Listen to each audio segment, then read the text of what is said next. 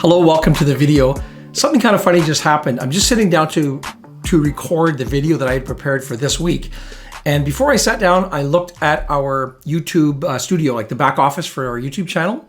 And I noticed Brandon is literally, as we speak, uploading a video. And the title on his video is My Takeaway Lesson from Warren Buffett, Investing Wisdom for Beginners 2021. And I see by his thumbnail that he has a picture of Warren Buffett at the AGM that just completed on Saturday of this week with a chart or a table in the background that I was planning on incorporating into my video as well. And I thought, well, gee, do I just start from scratch? But I'm going to push ahead with what I had planned because I think the perspective, I'm very interested. I haven't seen Brandon's video. Literally, it's just uploading.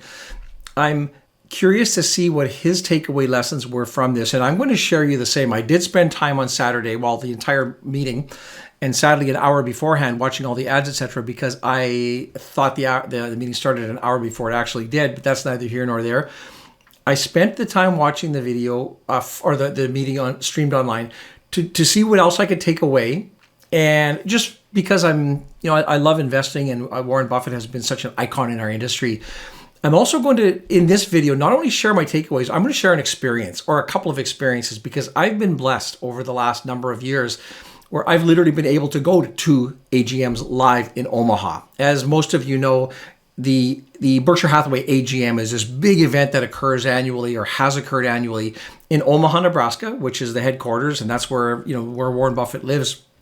In 2005, I was taken to the meeting as a guest of one of the industry companies and had an amazing experience. And as a younger advisor, just sort of solidified a lot of the things I heard and thought about Berkshire Hathaway, Warren Buffett, his partner, Charlie Munger.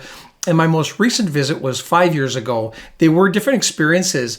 And I want to share some stories with you today. And then I'm going to conclude with some of my takeaways. And I'm very curious to see how they compare with what Brandon, as a younger investor, took away from these meetings. So one piece of trivia first before I start. In 2005, when I went to my first Berkshire Hathaway AGM, the trading price of the Class A shares was $85,000 per share. Per share, one share, $85,000 US. I remember at the time that was crazy. I mean, it was unfathomable that a company could be worth that much for one single share. Today, as I'm filming this video, the same shares are trading at about $420,000 US. And, that's how many years is that? That would be, 20, when did I go? 2005. So it'd be 16 years ago, my first visit there. And that's happened in that 16-year time period. And I remember at the time people saying 85,000 is way overpriced, and Buffett's losing it, and he hadn't beaten the S&P every year he said he would. And so I find it fascinating that in that time period it's continued to do so well, and that astronomical number of almost $500,000 US you need to buy a company. When I think back at my time as an investment advisor, truly a couple of the highlights of my entire career were attending those AGMs in person and just getting a sense and a feel for the legacy, for the Oracle of Omaha, and to actually have been there live. It was just amazing. I'm going to tell you some stories about that right now. The first thing I'm going to tell you, the first thing I want to share with you is the question I got both times I went there and came back was, did you get to meet Warren Buffett? Who wouldn't want to actually meet Warren Buffett? Well, the answer is no, but I got close. And in fairness, I wasn't out seeking to meet him. If I would have stumbled across him at a bar somewhere, that would have been really cool. But I did take a video. One of the things about the conference, or about the meeting itself, the actual AGM is probably half an hour long. And yet it's a weekend full of activities. It's like a carnival-like atmosphere in Omaha when you're there. So part of the stadium where they have traditionally held the meetings, they hold them in the auditorium area, but on the conference area they have they have booths set up. All of the companies that they own, or many of the companies they own, have booths set up where they actually sell merchandise. It's one of their biggest selling days of the year, as a matter of fact. And you can go and you can buy, Dairy Queen items for $1 each, and you can buy cowboy boots, and you can buy, terrain models, and the whole shebang. It's a pretty cool experience. And occasionally, Warren will come out of his dressing room or wherever he hangs out and just wander through the crowd. And of course, everybody gets excited and wants their picture and their autograph and that type of thing. So one of the times I was down there looking at the displays, I did see a bit of a kerfuffle going on, and of course I paid attention, and sure enough, Warren himself was wandering through the crowd and people were taking pictures and selfies, that type of thing. He was coming towards me. As I say, I'm not going to jump in front of him and ask for him for his autograph or for a picture, but I did videotape the experience, and he, right in front of me, stopped and took a picture with a lady, and everything looked happy, and I was able to capture that on video. But in honesty, that's the closest that I've been to him personally, but I feel like I kind of almost rubbed shoulders, I guess you would say. So that was kind of cool. The whole weekend is planned over, I think it's about a 3-day occurrence, where there are tents. The shops are all packed full of tourists who have come for the meeting, that type of thing. When we were there, we took advantage of, there's some wonderful steakhouses in Omaha. It is cattle country after all. Some of the events that Berkshire itself puts on, they have barbecues, they have entertainment, music, that type of thing.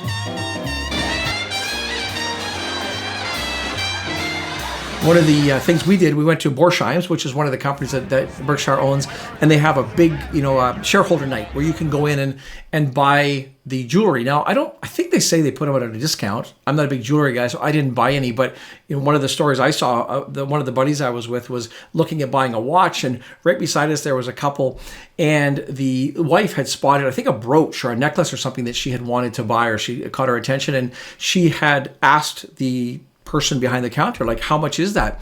And I remember the price was $105,000 US to buy that brooch.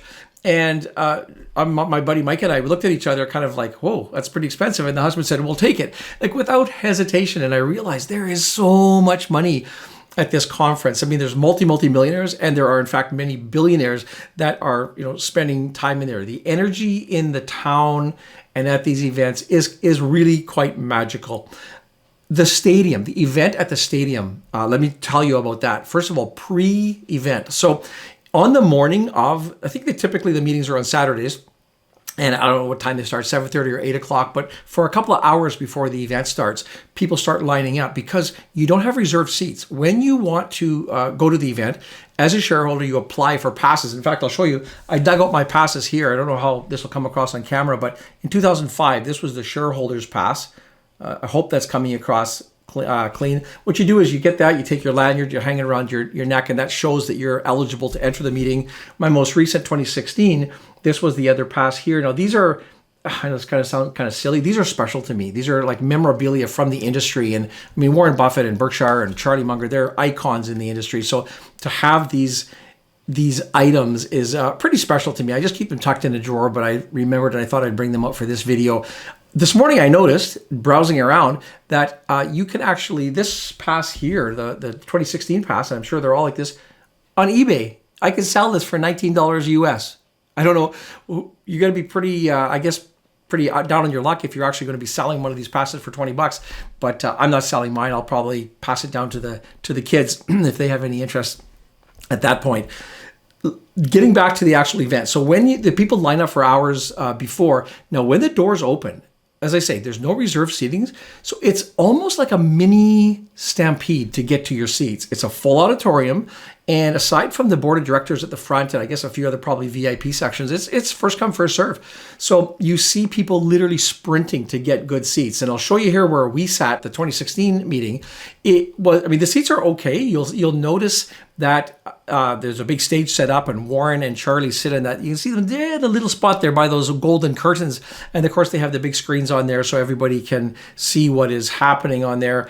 The bottom line is to be in that room. I guess it's like going to a big rock concert, and your hero, your musical hero is on the stage.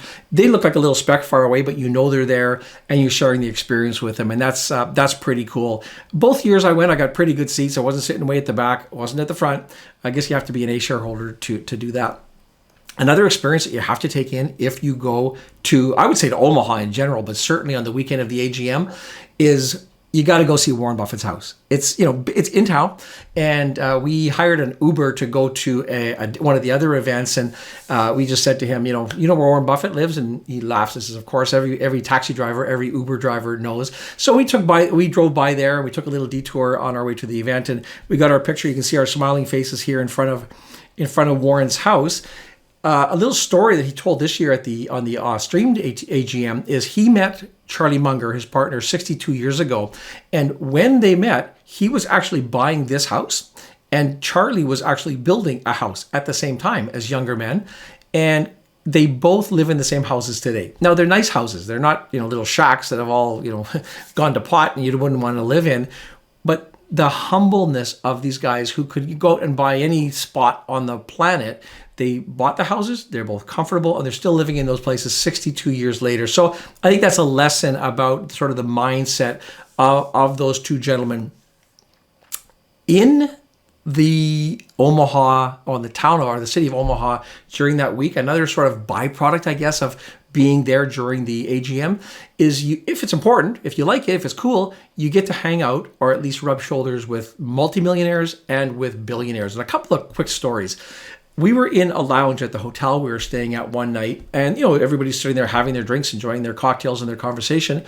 And in the door walks Bill Gates. Bill Gates and a friend of his, I assume. They looked pretty chatty, and they walked up to the bar. And they stood beside the bar, and so of course, the whole room's a little bit of buzz, and everybody's murmuring, "Oh, that's Bill Gates. That's Bill Gates."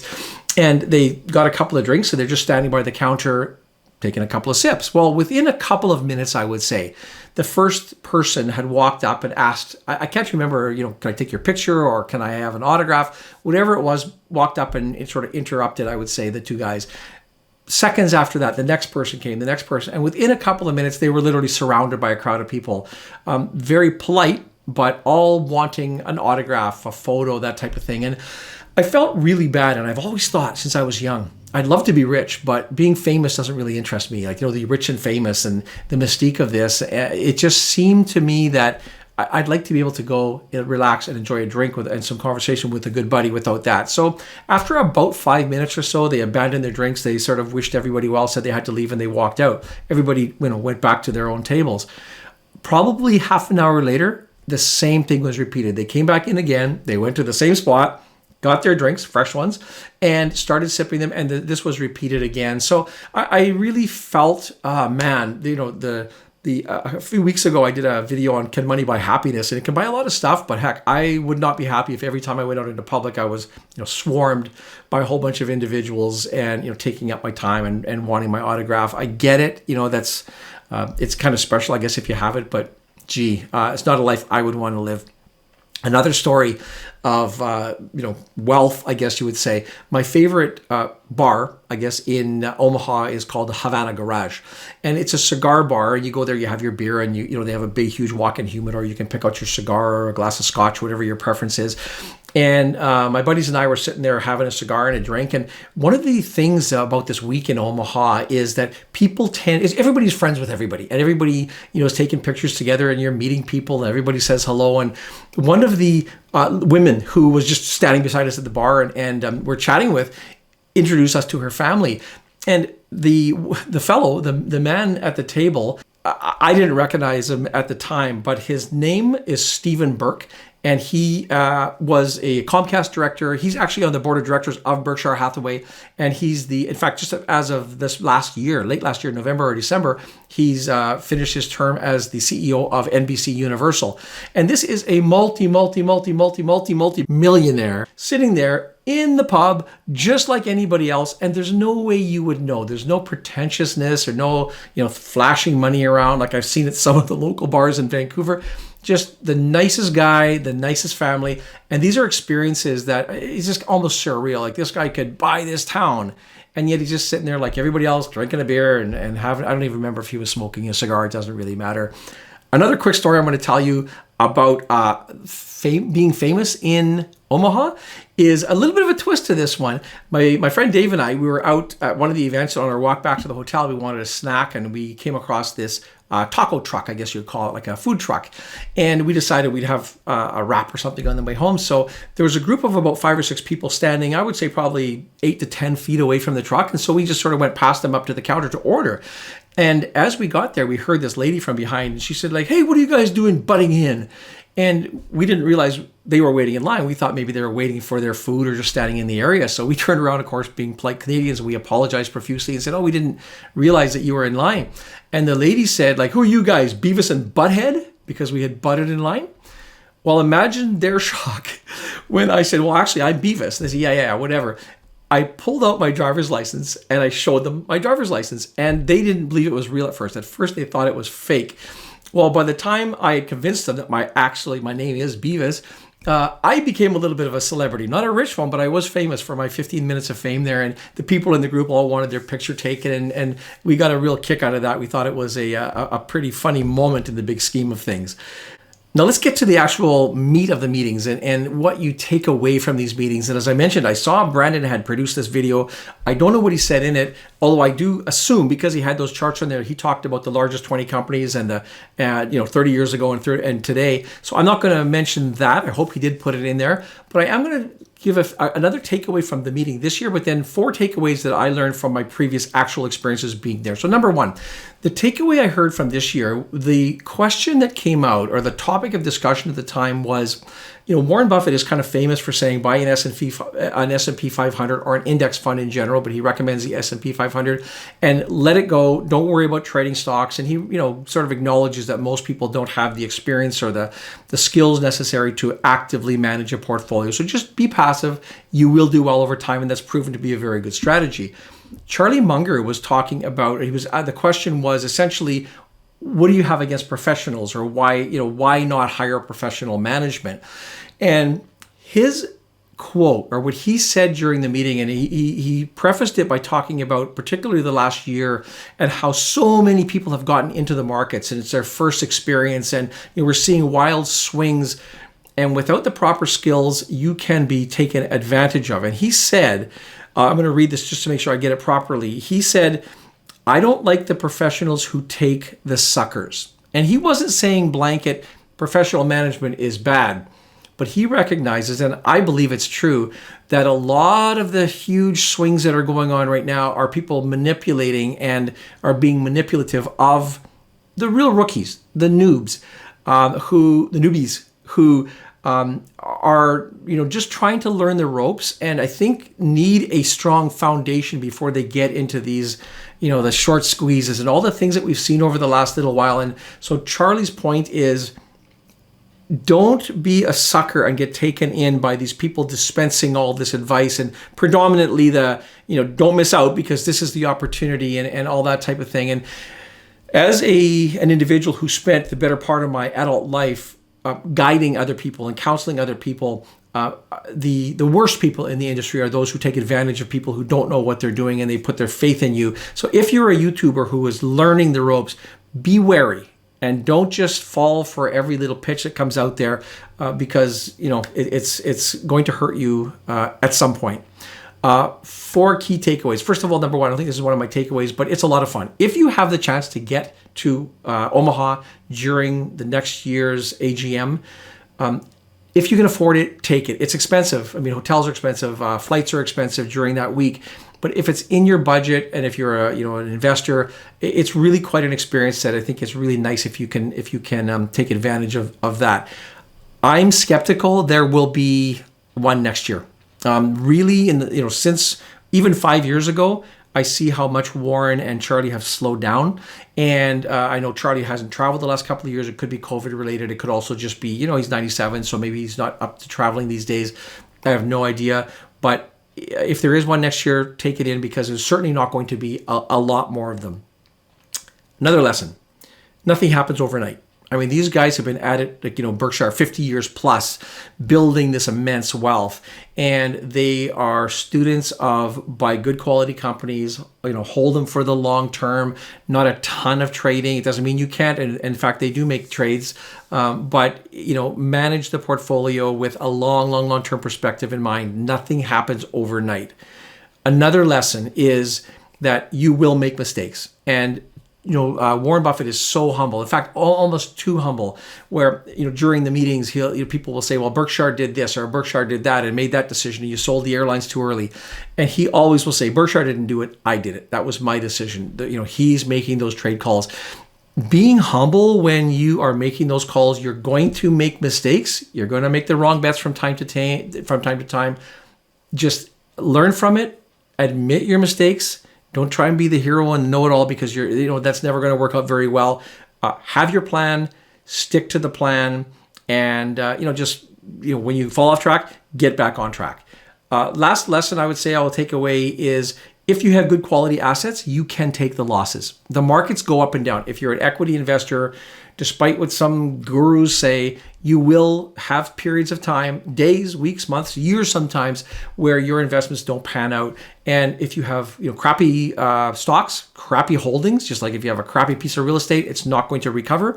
If you have good quality piece of land somewhere, or if you have good quality assets, they are going to recover, and you can do very well by doing that. So those are kind of the key lessons I took away when I think back to my experiences being there in that room. It's the humility, it's doing right by other people, it's the sticking with the foundational aspects of investing. Don't try and reinvent the wheel all the time. And it just almost warms my heart that that these people just espouse this, and they've all obviously had these followers for so many years. That I hope that if you watched it online, or if you're able to get something from these videos, and certainly if you've been there in person, you'll understand what I'm talking about, because it really is a unique experience.